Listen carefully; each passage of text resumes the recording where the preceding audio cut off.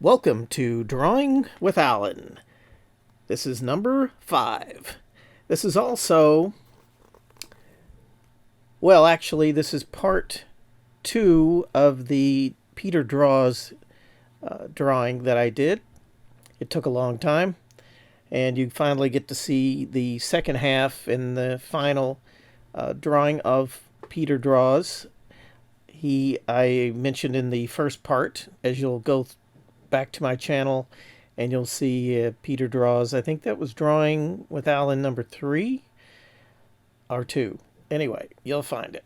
And it's also where I would talk about myself and some of my paintings, drawings, illustrations. Anyway, my last one I did was Drawing with Alan number 4. And I started reading the book about my adventures as an illustrator with Norman Rockwell. It's an autobiography. I started reading and I got to 17 pages into the autobiography. And lucky you, this is where I start with part 2 of reading the Norman Rockwell autobiography. And let's begin. These trips to Sing Sing were Auntie Paddock's and Auntie Jenny's life work. Once a week, rain or shine, winter or summer, the coachman drove them up to Ossing, and they distributed and read Bibles to the convicts at the prison. I always wondered what kind of reception they got. The tall, stately Annie Paddock and the round, jolly Aunt Jenny. Perhaps they took candy and cake as well as Bibles. Annie Paddock was quite wealthy. The unspoken thought in my family was that perhaps when she died, she would leave us some of her money.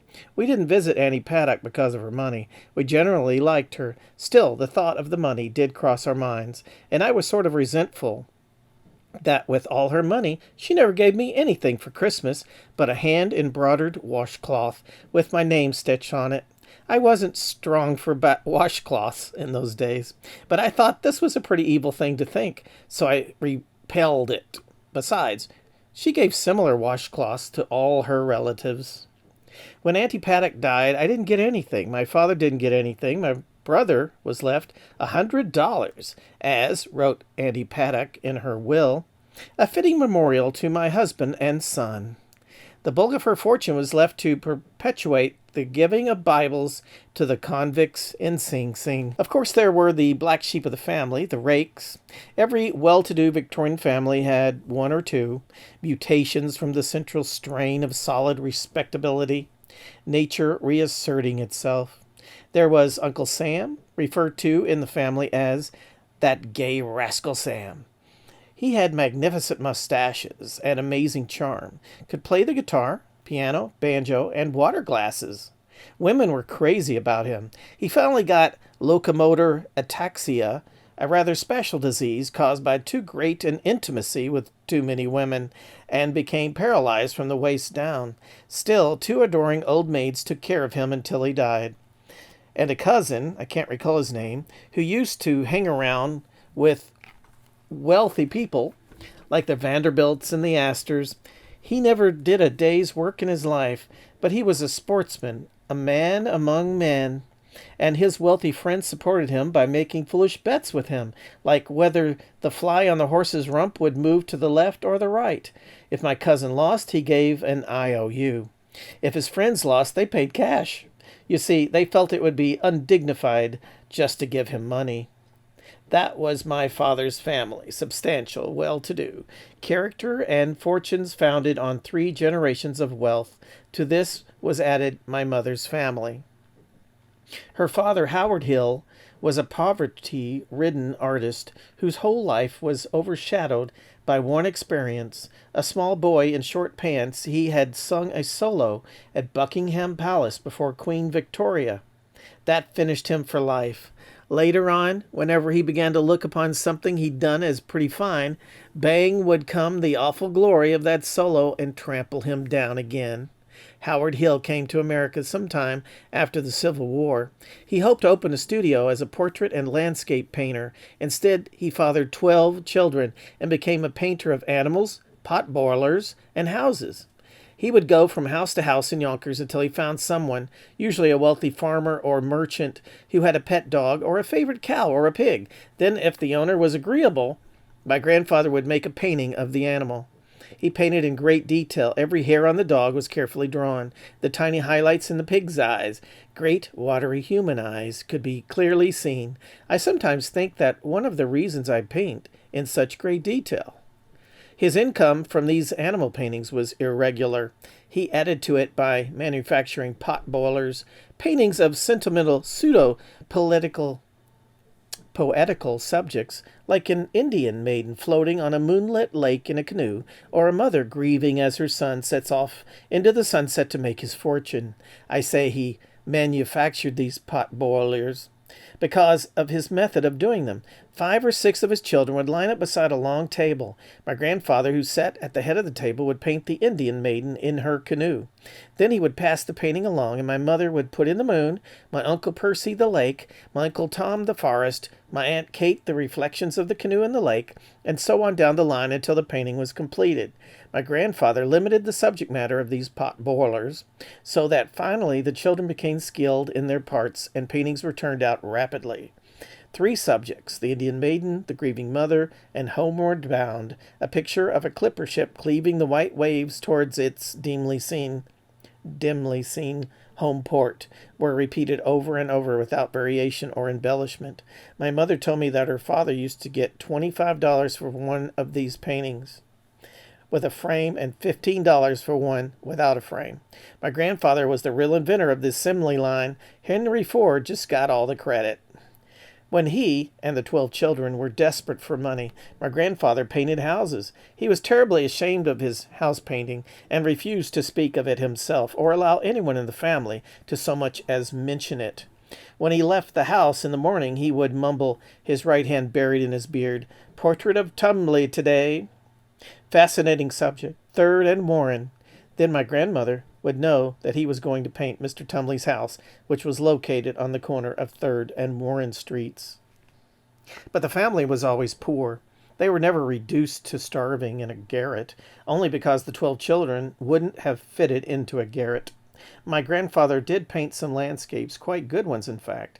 The old Union Square and Murray Hill hotels owned several of his paintings, but he never became the noted artist he had wanted to be. Disappointment, the oppressive glory of that solo and public expectation, drove him early to drink. In those days artists drank. It was expected of them. It went with their rather mysterious trade. My grandfather lived up to his public's expectation. He drank to forget, which he did regularly. Once he took the children to town with him and returned home without them. Another time he brought 12 pairs of children's shoes, all the same size, and was mildly disturbed that they didn't fit. But the children wore them all the same. There wasn't enough money to buy others. My mother grew up despising her father for his queer ways and his poverty. She took her mother's side and her mother's ancestry, the Percivals, an old English family of which more later. Aunt Bessie, my mother's sister-in-law, used to whisper to me after we'd listened to one of my mother's complaining tirades against her father that, really, the old man wasn't so bad. He did drink, she said, and when drunk, he would always accuse your grandmother of infidelity, tearing about the house, tipping over chairs and bumping into tables, but he was very handsome. That doesn't excuse him. I'd say, does it, Aunt Bessie? Well, no, it doesn't, she said. But wasn't he a fine artist? I've never seen his work, I'd say. Mother told me, your mother was never fair to him, Aunt Bessie would say. I know he came to this country to paint the portrait of an important political figure. Who? I'd ask. And I've heard he was on some kind of citizens' committee at the time of the draft riots in New York City during the Civil War, she'd say hurriedly, ignoring my question. But he was difficult to live with, wasn't he? I'd say. Yes, she'd say, very dictatorial and stern. There, I'd say. From other relatives, I've heard that he was always considered to be very talented, but that he did not make the most of his talent.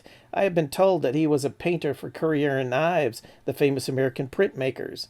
Those were my ancestors on one side, a respectable Victorian family. On the other, an impoverished painter of animals, pot boilers, and houses. I'm a queer mixture. Chapter 2. I Signed My Name in Blood. I was born on February 3rd, 1894, in the back bedroom of a shabby brownstone front on 103rd Street and Amsterdam Avenue in New York City. My only recollection of this apartment, from which we moved when I was 2 years old, is of a blank, sunlit wall suddenly obscured by slowly moving sheets, shirts, socks, and brightly colored print dresses. My mother, an Anglophile, I wore a black armband for 6 weeks after Queen Victoria died, and very proud of her English ancestry, named me after Sir Norman Percival. "Remember Norman Percival," she'd say. It's spelled with an E. I and A are common. Who reputedly kicked Guy Fawkes down the stairs of the Tower of London after he had tried to blow up the House of Lords. The line from Sir Norman to me is tortuous but unbroken, and my mother insisted I always sign my name Norman Percival Rockwell. "Norman Percival," she'd say, "you have a valiant heritage. Never allow anyone to intimidate you or make you feel the least bit inferior. There has never been a tradesman in our family. You are descended from artists and gentlemen." But I had the queer notion that Percival, and especially the form Percy, was a sissy name, almost effeminate. Nobody ever called me Percy except occasionally, but I lived in terror. I darn near died when a boy called me Mercy Percy. To my relief, it didn't stick. When I left home, I dropped the Percival immediately, despite my mother's earnest protestations. My family moved to a railroad apartment on 147th Street and St. Nicholas Avenue when I was 2 years old. I was narrow and gloomy. Only the parlor, which faced St. Nicholas Avenue, and the dining room, which looked out on a bleak backyard, had windows. Every morning before he went to work, my father had to carry coal for our 2 stoves up 4 flights from the basement. But the flat was uptown from 103rd Street, and that, in those days, meant we had risen in the world. It was a pitifully genteel neighborhood. A few private houses, but mostly 4- or 5-story apartment houses. A grocery store or saloon on every corner. Here and there a vacant lot, grassless, with a few stunted sumacs and scattered piles of bottles, old clothes, and cans. On election nights, the 3rd Avenue gang and the Amsterdam Avenue crowd would meet in a pitched battle on 147th Street and St. Nicholas Avenue.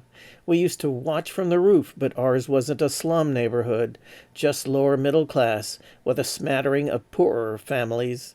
The tough slum districts were east of us toward 3rd Avenue. When I was 6 or 7, my father's mother died, and we moved in with my grandfather, who lived in a railroad apartment on 152nd Street and St. Nicholas Avenue. No trolley ran on St. Nicholas Avenue. There were 2 small elm trees in the point where 2 streets merged in front of our house, and a mock fireplace with a plaster mantelpiece in the apartment, so we considered it a step up from 147th Street. There was, I hope it's changed, it's a nasty, stupid business, a lot of racial prejudice in New York City in those days. We called Italians wops, Frenchmen frogs, Jews kikes, and class feeling was strong. Everybody was classified. The highest were boys whose families lived in private houses. Then, switching the basis of classification, came those whose fathers were white-collar workers, and last and least, the boys whose fathers worked with their hands. I remember one boy, Ewald E. Swinson, whose mother took in washing. That put him below the rest of us kids socially, and we somehow knew it. But Ewald wanted as desperately to go with us. He was a thin, white-faced little boy, but he'd do anything just so we'd let him hang around with us. One day we were sitting in the library of Jack Outwater's house, speculating, we were rather scientifically inclined, on how many encyclopedias could be dropped on a boy's head before he would pass out. Ewald, who had sneaked in behind us, piped up, "Why don't we try it?" So he set him on a stool and dropped one encyclopedia on his head. Oh, that didn't hurt, said Ewald.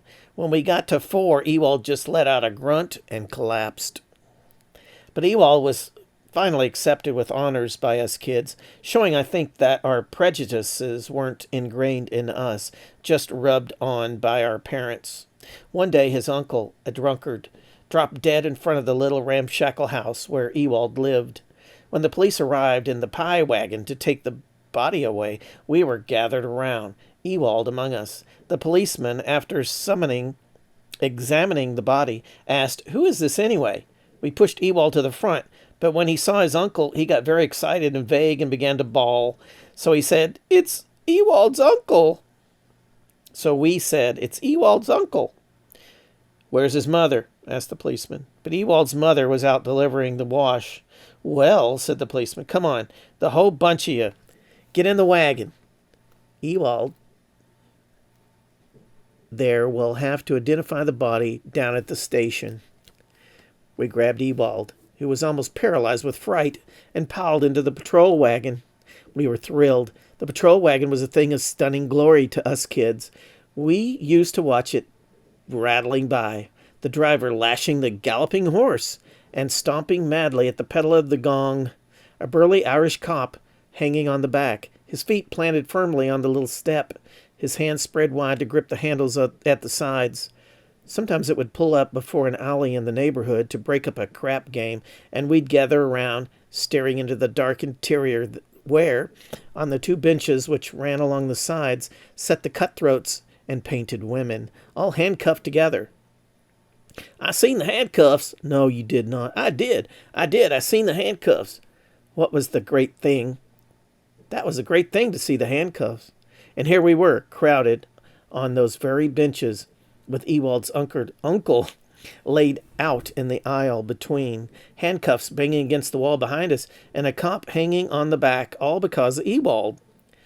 When we got to the police station and they had carried the body to a back room, the desk sergeant came over and asked, "Which one of you kids knows that body?" We said, "It's Ewald's uncle." The sergeant looked at Ewald, who had his hands over his face crying, and said, "Bring him along. He's got to identify his uncle." So we all trooped into the back room, pushing Ewald, who began to let out real shrieks and screams in front of us.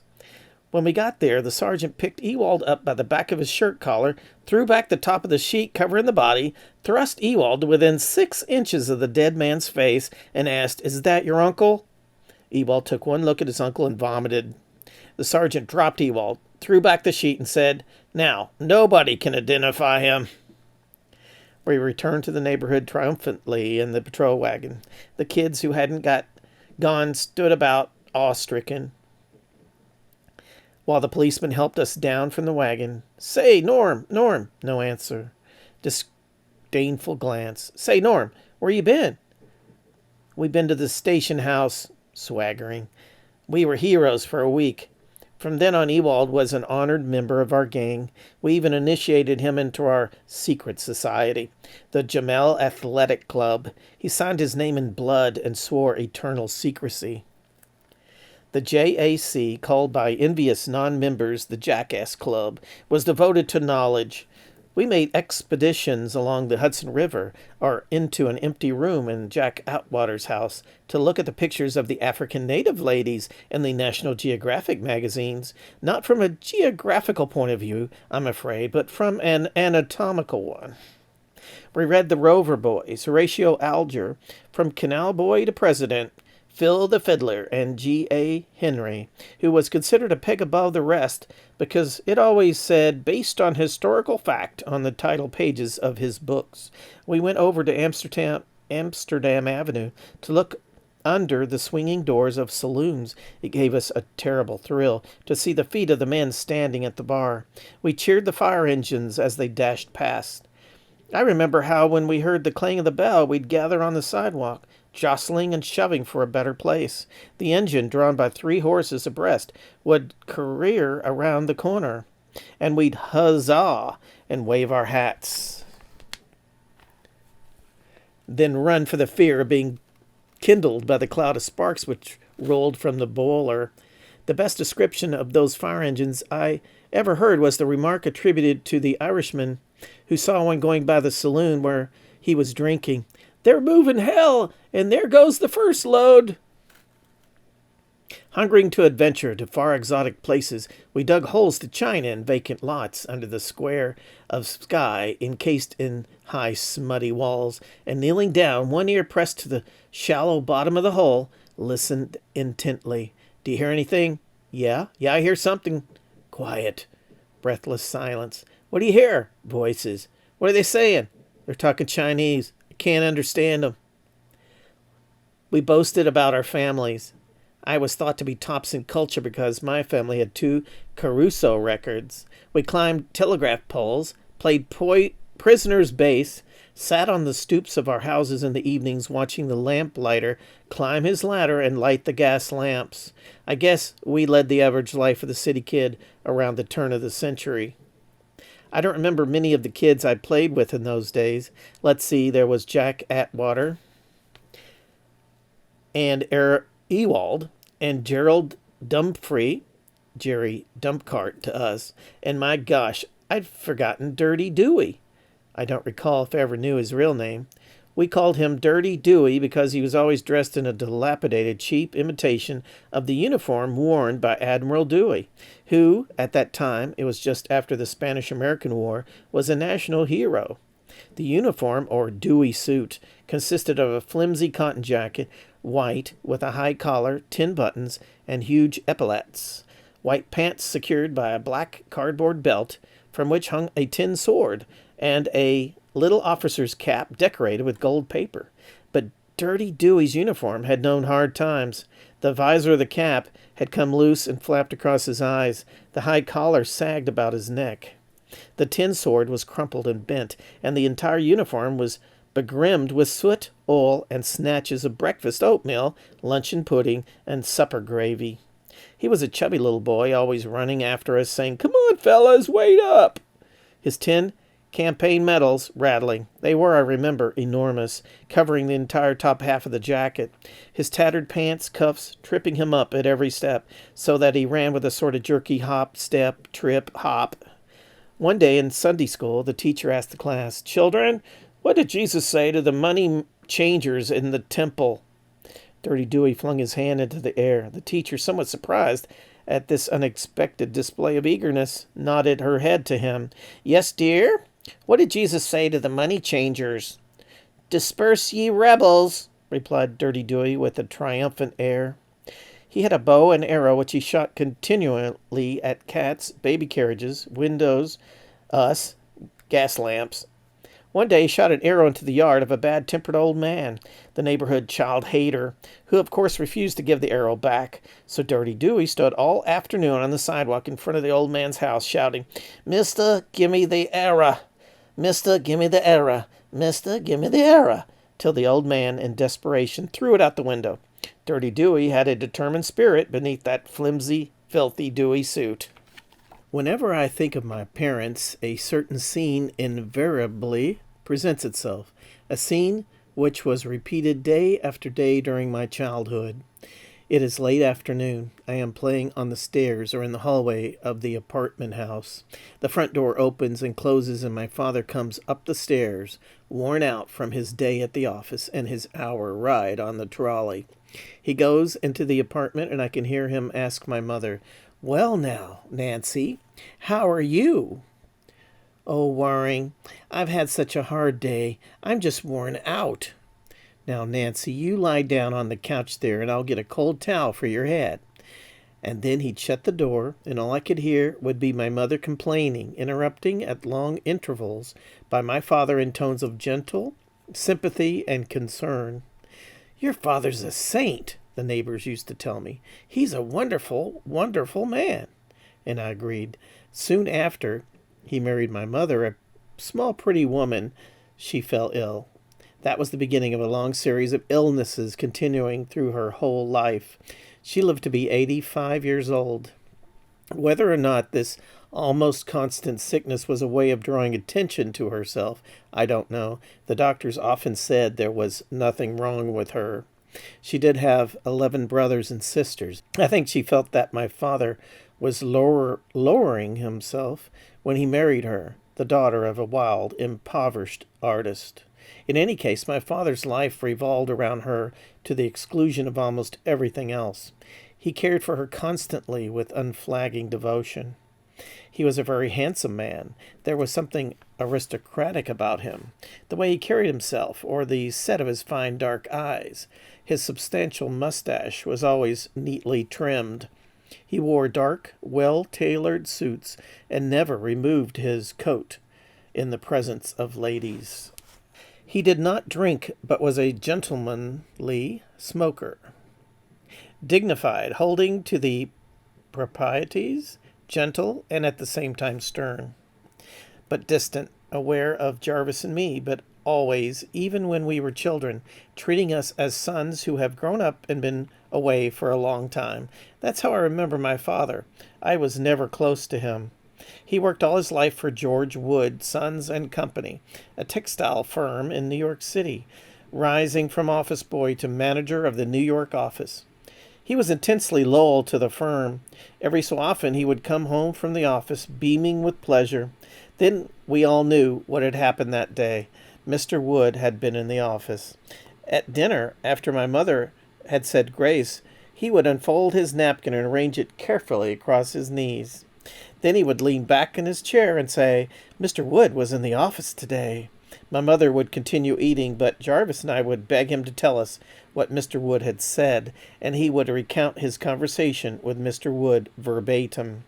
I was never close to my mother either. When I was a child, she would call me into her bedroom and say to me, "Norman Percival, you must always honor and love your mother. She needs you." Somehow that put a barrier between us. I really remember very little about my parents. They were very religious. Jarvis and I weren't allowed to play with our toys or read the funny papers on Sunday. I was a choir boy first at St. Luke's and then at the Cathedral of St. John the Divine. I didn't enjoy it much. At the cathedral, we sang 4 services every Sunday. Then there were rehearsals 3 afternoons a week after school and a dress rehearsal of the full choir on Friday evenings, so it was pretty hard work. After the Spanish-American War, many churches organized miniature army units. All the boys of the congregation were drilled by some member of the church who had had military training. We had an ex-colonel who later on, much to the dismay of our parents and befuddlement of us kids, was sent to jail. On holidays, we would march in parades, dressed in Spanish-American War uniforms and carrying wooden guns. I was the smallest boy in the St. Luke's battalion and marched alone in the rear. My father used to call me the high private in the rear rank. I remember I'd be strutting along trying to hold myself ramrod straight, eyes front, chin out, etc. And the motorman of the trolley following the parade would bring his car quietly up behind me, then clang the bell and nudge me with the cow catcher, to the great detriment of my military bearing. We did do things together, though we certainly weren't a closely knit family. On Sundays, if my mother was too ill to go to church, we would sing hymns in the parlor. On weekday evenings, after Jarvis and I had finished our homework, we would sit round the dining room table, and my father would read Dickens out loud to us. I would, as I've said, draw pictures of the different characters, Mr. Pickwick, Oliver Twist, Uriah Heep. They were pretty crude pictures, but I was very deeply impressed and moved by Dickens. I remember how I suffered with little Dorrit in the Marshalsea prison. High nightmares over Bill Sykes and Fagin. Felt ennobled by Sidney Carton. It is a far, far better thing that I do. The variety, sadness, horror, happiness, treachery, the twists and turns of life, the sharp impressions of dirt, food, inns, horses, streets, and people, Macquaber, Pickwick, Dombey and Son, Joe Gargery. And Dickens shocked and delighted me, so that I thought is what the world is really like. And I began to look at things the way I imagined Dickens would have looked at them. One day I overheard a grown-up call my Uncle Gil Wigham. He had just brought us Christmas presents on Washington's birthday. A simpering idiot, adding, "He ought to be put away." At first I was puzzled and upset because I had to admit there was some justification for the remark, yet I liked my Uncle Gil a lot, and except for that one eccentricity, he seemed as sensible as anyone I knew, and certainly gentler and kindler than more generous than most. Then I remembered Mr. Dick of David Copperfield and was reassured. I guessed it was all a matter of how you looked at something. Mr. Dick was a simpleton, yet Dickens saw that he was something more, kindly, generous, loving, and endowed with a measure of uncommon common sense. This way of looking at things has struck with me from those nights when my father would read Dickens to us in his even, colorless voice, the book laid flat before him to catch the full light of the lamp, the muffled noises of the city, the rumble of a cart, a shout, becoming the sounds of the London streets, our quiet parlor, Fagin's hovel, or Bill Sykes' room, and the body of Nancy bloody on the floor. I squirmed and lifted my feet to the chair rung. On summer evenings, as the first cool breath of the sunset wind rustled in the dusty leaves of the two scrawny elms across the street, my family used to walk to Amsterdam Avenue to catch the trolley for our evening airing. The trolley would come lumbering up the hill, the sooty pigeons scattering before it, and rattle to a stop, rocking backward and forward on its springs. The conductor would help the ladies up the two high steps which ran along the sides of the trolley, and blow his whistle to let the motorman know that all was ready. Then as the trolley started off, he'd move down the car to collect the 5-cent fares, jingling the loose change in his leather-edged change pockets. The trolleys were open in those days, and at the back of each seat was a pole from roof to floor. In fair weather, the conductor walked along the outside top step, swinging from pole to pole with a careless, hand-over-hand motion, pausing to lean into the trolley to collect the fares or pass a gallant compliment to a lady, his cap with the bronze plaque "Conductor" set at a rakish angle, his devil-may-care attitude only increasing as the trolley picked up speed. His hands were always gray from handling the change all day. Smoking was permitted in the two rear seats. At night, the back platform, which was divided from the rest of the trolley by a glass partition, was sacred to lovers. Jarvis and I always sat on the seat directly behind the motorman, the wind catching on our caps, the motorman spinning the handle of the brake ratchet, gloved, majestically aloof stern. The trolleys were always crowded on Sunday afternoons and warm evenings. Sometimes you had to let 3 or 4 packed trolleys go by before one came along that you could squeeze into. For the poorer people of the city, trolley riding was a popular entertainment, almost an institution. From the Battery to the far Bronx and back, an evening's pleasure for only 10 cents. I remember that everyone I knew, grown-up kids, maiden aunts, had a trolley pillow with which been made by the ladies of the family, especially for these Sunday and evening excursions. At first there would be small groups of people waiting for the trolley on every corner, but as we reached the less thickly populated outskirts, only an occasional stop would have to be made, and the trolley would pick up speed. Then the ladies would clutch their wide-flowered hats and their children, and the men would look unconcerned, for it was feared the trolley would jump the track as it sped rocking and swaying by the amazed pedestrians. At the end of the line, the trolley company had placed benches along the trees so that the passengers might sit and enjoy the country scenery while the conductor and motorman prepared the trolley for the return trip. Often we would take a picnic supper and, spreading our second-best tablecloth on the grass, would enjoy a meal in the country, then catch a later trolley back to the city. After the passengers had disembarked from the trolley at the end of the line, the motorman and the conductor would step off and stretch their legs a bit. The motorman carrying his brake handle and his power bar so that no young scamp could jump into the trolley and abscond with it. Then, while the conductor held the brake handle and power bar, the motorman would pull down the pole, topped by a trolley wheel which rested against the electric wires overhead. and, holding it by a rope, walk it around to the front of the trolley, which became the rear for the return trip. The old trolleys were double-ended. The lights in the trolley would go out, and all the passengers sitting on the benches or walking among the trees would fall silent. The only sound would be the crunch of the motorman's heels in the gravel as he walked past the dark, ghostly trolley. Then he would release the pole. The trolley wheel would glance off the wires with a sudden bright shower of sparks, and the lights in the trolley would flash on, then off. The motorman would haul down the pole and try again. Another shower of sparks, shooting blue and white into the darkness. The women would look about apprehensively and call their children. The conductor would step back a pace or two. Electricity was a new and rather frightening thing in those days. One could never be sure. Something might explode. It was best to be on your guard.